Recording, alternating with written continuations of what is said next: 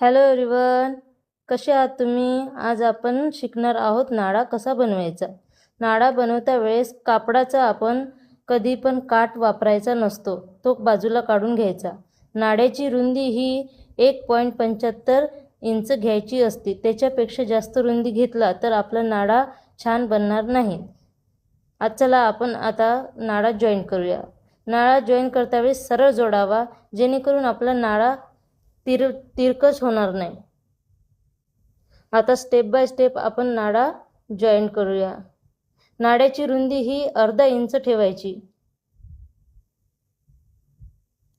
असेच आपण आता स्टेप बाय स्टेप 5 शिलाया सरळ घेऊया. त्याने आपला नाडा खूप छान आणि एकदम प्लेन बनणार. तर तुम्ही बघू शकता आपला नाडा किती छान बनून तयार झालेला आहे. किती क्लीन आणि किती छान पातळ असा छान दिसून राहिलेला आहे. Thank you for watching. अशाच नवीन नवीन टिप्स बघण्यासाठी माझ्या चॅनलला फॉलो आणि लाईक्स करा. राधे राधे.